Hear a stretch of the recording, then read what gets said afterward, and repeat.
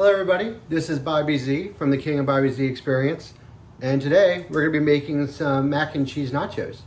I found this recipe in this cookbook, the Culinary Bro-Down Cookbook by Josh Shaher. We just call him Josh S. He's a really good cook. It's all about casual food for him. Shortly after he wrote this book, he's now a chef on Mythical Kitchen. I highly recommend following them. They have a lot of real cool, fun stuff and easy to make stuff, and their niches, a lot of times things you can just find around the house. And if you want to make some nachos, for example, you may already have the ingredients in your house. So one, I really like this book overall. One, it's got a lot of great stories. He's a real good writer. And you can see how he came up with some of these recipes. They're real funny stories, a little adult language, which to me is always good. And the recipes themselves seem relatively doable, for an amateur like myself. This is the first one I'm trying. I've actually never made this before. Let's look at the ingredients. So first, classic mac and cheese, the old school stuff. Some Tortilla chips, of course. Some Siracha.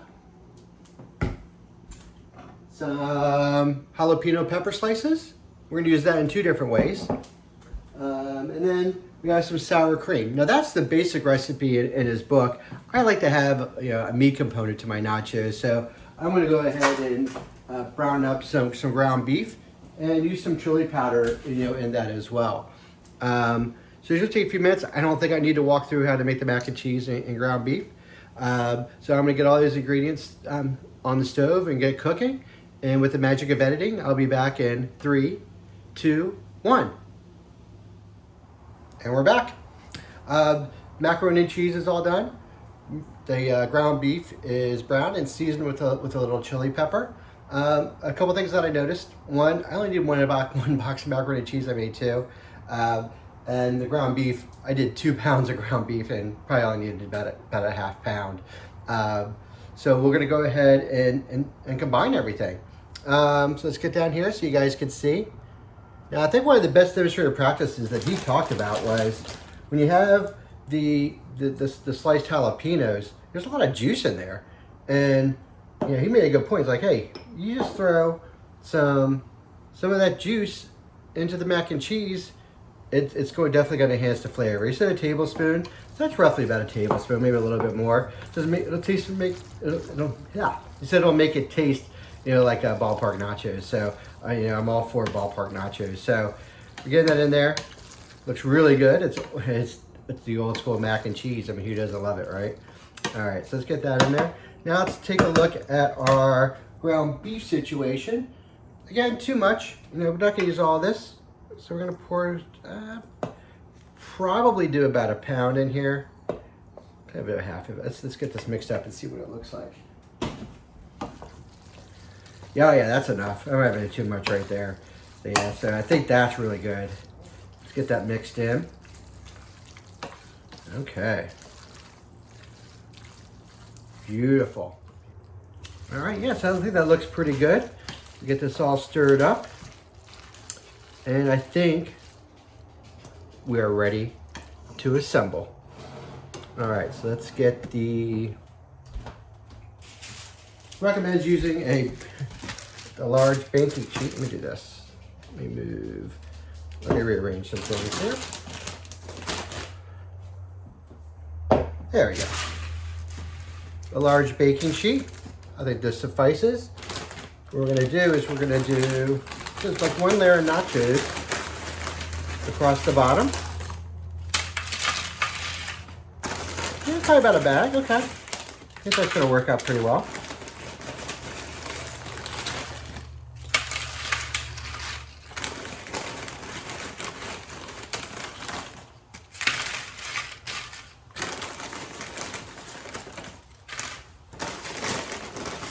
Get these all done.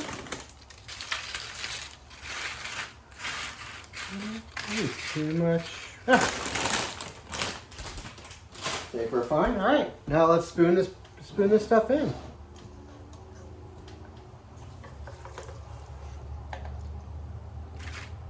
Let's get this all mixed up and around. Yeah, I think it was definitely a good call adding in some ground beef to this. Yeah, maybe. Oh yeah, it's almost like a box and a half. I'm probably putting too much in here. I want to get a good ratio. You know, you never want to have less, right? You want to have a good, you want to have a good amount. Yes. So let's get this over here. Yeah, it's probably about a box. I think a box definitely would have been good. Get a little more in here. Don't you worry. Now this is going to waste. All right, then we're gonna put some of the. So I took the jalapeno slices. I just gave them rings. I just kind of sliced them one time. I'm not a big whole ring fan, but I don't mind like little chunks of it. So let's get these spread across here. I don't think I need a whole lot. Like I think with the jalapeno, I think this, you know, the sriracha. Yeah, I think we're gonna have plenty of heat. We're gonna have plenty of heat. So if we have something on hand, a drink, and then our beautiful sriracha. Now, fun fact: I've never had sriracha before. Well, at least I don't think I have. As Josh S says, it's aesthetically pleasing. Oh yeah, look at that. Okay, I think that looks pretty good. And now let's glob on some sour cream.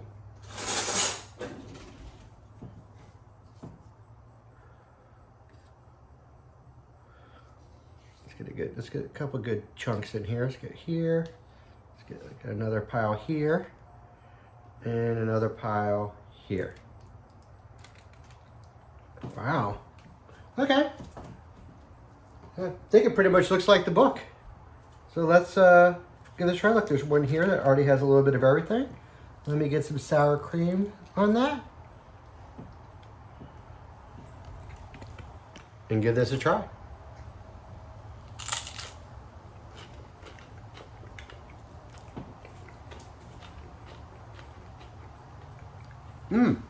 Very good. I'm going to tell probably need a little bit more jalapeno for a little more flavor.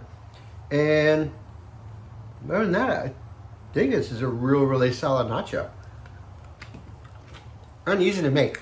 I mean, I think from start to finish, what is it, like 25 minutes to cook everything? Oh, just got the jalapeno. Wow. With the mix of the sriracha, it's really hot.